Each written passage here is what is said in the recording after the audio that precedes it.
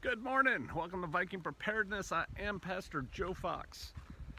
So, I just watched a video, and this is a video response to NWA Prepper. And it was called Prepper Group Leadership Issues or something like that. I thought his video was good, very good. And it made me think of some things. Some I'm just going to reiterate kind of what he said, and then I think I'll go on slightly different tangents, as is my wont. It is no secret, especially on Patreon, that I push, I attempt to facilitate, I encourage, I cajole, I exhort y'all to get together with other people. Groups, we call them crews. And when I say crews, I'm talking about your actual team that plans to go through the apocalypse together. Not the people you meet up with once a month and have cool classes and discuss things. We've talked about that ad nauseum, the differences. But groups are important. But as important as they are, you don't just throw yourself into any group. And if you find yourself in a group and you reach a point of unsolvable problem, you got to do some things. Number one, first know thyself. You have to know what your core issues are. What are your hard no's and your hard yeses? What are your must-haves and cannot-haves? In this case, to be part of a group. Hey, I would love to have a group where every adult member of the group was like some hardcore, Green Beret, wildland firefighter, emergency room nurse, just all those hardcore, really valuable prepper skills. Of course I would love that. Does that mean if someone is not that, they can't be a part of my group? No. Must-haves, like-to-haves. How important is religion to you? I was in a few different teams over the years where it was worded differently in different groups, but basically you had to be a follower of Jesus Christ to be a part of this group. That's because those groups had a different vision of what was coming. That's fine. That was their must-haves and their can't-haves. You can't not have Jesus as your Savior and be a part of this group. Hard line. Doesn't matter if you're the most cool person in the world survival-wise. Look at that sun. Your methods may be different. I guess we'll go this way. Your desires may be different, but you got to know what they are. You going to be on a group or let into your group a former child molester who's now reformed? I'm not. But you may think that's okay. Whatever it is, whatever your, and I guess my first point is, make sure they're hard. Hard yeses, hard nos. They're not really, well, I'd really rather not. That's different than no way. Know what those are. Understand that the stricter the more numerous your must-haves and can't-haves are, the less people you're going to be able to associate with. Okay, whatever. Once you know what they are, though, don't compromise. Don't compromise. Don't allow yourself to get into a position of fear, or, fear the end is coming, I need a group. I've been with this group so long, it's just too hard for me to find or start another group, and so fine, I'll let that one go. Don't compromise your personal integrity, ever. That's important. There's a lot of weak people out there who they don't compromise their personal integrity because they don't have personal integrity. There's a lot of people without integrity. But I suggest you not compromise your personal integrity. Have you heard the phrase forming, storming, norming, performing? It's what all groups go through. So you form a group, you put out the advertisement, you invite people over, you come up with your bylaws, you sign the Mayflower Compact or charter or whatever. You form a group. Well, what's going to happen in the initial stages of the formation of that group is going to be storming. You forming and then storming. And storming is trying to figure out who y'all are and how you relate with each other and as a group and to other groups and all those interpersonal relationships. You got to figure that out. You got to learn who the big dogs are and who the little dogs are. There's going to be some chest bumping. There's going to be some tension.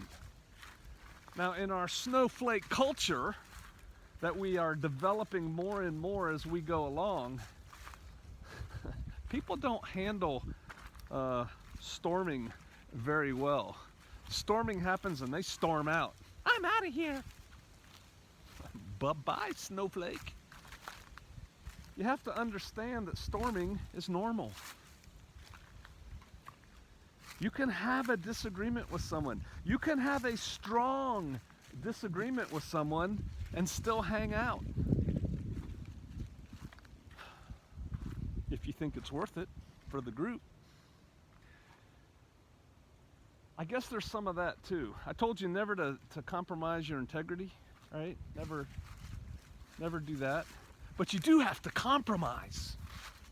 To be a part of a group, you're gonna have to compromise. If I join or form a group, they're not all gonna be PJFs and Sister Kates. They're just not. You're not gonna find little mini-me's and clones. So you have to compromise. It's not your ideal, but it's okay, so come on. Or I'll come on and join. And so yeah, that you have to put up with a little bit of storming, a little bit of disagreement and trying to figure things out, and maybe things not going your way occasionally. That's normal.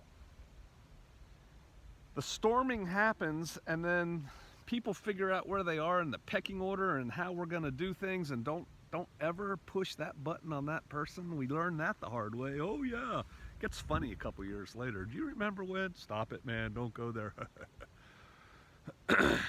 But after that storming is the norming, and that's norming, and that's where the group starts forming its own identity. They get their own language, their own mannerisms. They start doing things all the same. They develop their own culture as a group, and then that way when they're norming and a new person comes in, there's not a whole lot of that storming that goes on anymore, because we've already figured out who we are and we just plug you right in here. There's a little bit, but not much, because the group is formed and the group is norming. And once the group kludges is the word I like to use, that's when they start performing. That's when, only then, do they start performing, after going through all that other stuff. Now the military is really good at this, and there are ways to force the storming and the norming. Some of those are like crucible events, right? You put people through shared hardship and they come out the other side. They've gone through the storming and now they're norming and they're getting ready to be performing, right? So there's things like that. The military's pretty good at forming teams and groups and stuff like that. So that's one. Now, once you've gone through that and you're in your little group and you have a problem with the leader, NWA Prepper said, and he was right, today, now, current situation, that leader is probably on less developed, if you will, groups, going to remain the leader until that leader doesn't want to be the leader anymore. Most people probably again, joined that group, come on dogs, because of the leader. And if you don't like it, lump it. I submit that a more refined group would have a way of selecting, appointing, electing, there's many different ways, the formal leadership. Here's the thing though, real leaders are rare. There's a lot of people who want to be in charge because they think it would be cool to be in charge, and then we can do everything I want to do. There's not many people who can handle being in charge. And there's most of the people who want to be in charge, when they get in charge, they don't do a very good job. Because if you take it, we used to call it in the military the burden of command. If you take it seriously, it's a lot of weight on those shoulders. And when you're talking about a survival prepper group, the leader is responsible for the survival of the group. Yeah, leaders are responsible for everything their unit does and fails to do. Responsibility. But I'm not going to turn this into a talk on leadership in that way. So what do you do today if you come to an impasse and things just aren't working out? NWA Prepper said one thing that I really agreed with. You got to part ways, and you might as well do it nice. You know, there's no need to be a jerk about it. But let them know, hey, thanks a lot, but we're out. And do that. Don't compromise your integrity. Don't hang out doing things that you hate or just are against or whatever.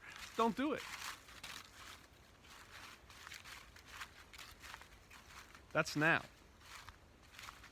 And that's why, I tell people, you need to start working on this forming groups things now, because they're not all going to work out. It may not work out for you. It certainly won't work out for everybody who attempts to join your group. They won't all stick for one reason or another. And so you want to have your team through the storming and norming and into the performing part before the balloon goes up. So you got to start now, because like most other things in preparedness, you can't buy an off-the-shelf group and have it really work. You can't buy a can of seeds and a hoe and a rake. Boy, I smell a really musky smell. Bigfoot. It's probably a buck, but my dogs aren't going crazy. Sorry, I know, I'm chasing squirrels, right? You can't, where was I? Yeah, you can't grow a garden overnight just by having a couple things in your closet, right? It takes time. You got to figure stuff out. More so with a group. So start now. Now, the event happens and you're in your group. And now something happens that you don't like. I would tell you that you should work very hard now. Come on, dogs. In peaceful times, to get a good group, make a good group, form a good group, so that you're pretty sure of how your group's going to be when times get hard. Because leaving a prepper group, a survivalist group, or whatever after post-event, that's very problematic on a number of levels that get kind of dark. Number one, once the event happens and the groups are out there, they're not necessarily looking for more mouths to feed. So you joining a group or forming a group, not so easy, right? When there's already chaos in the land.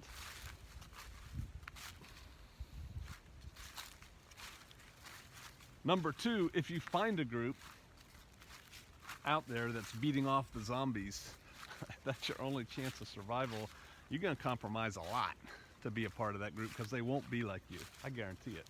That's why I tell you to do it now. On the other side, if you're part of a group and you decide you want to leave, you better make sure you don't know all the secrets.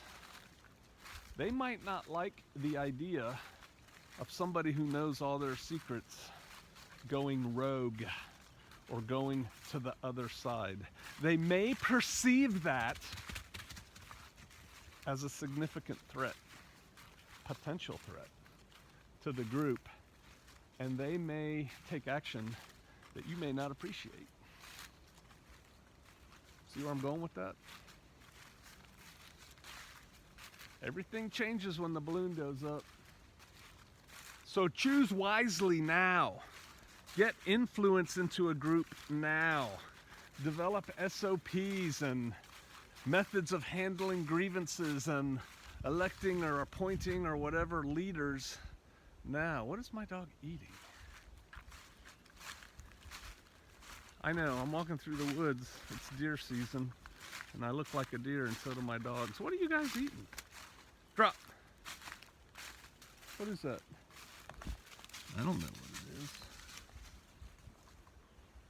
They're just licking leaves. I'm colorblind. Maybe somebody shot a deer and there's blood on the ground. We do have poachers every now and then.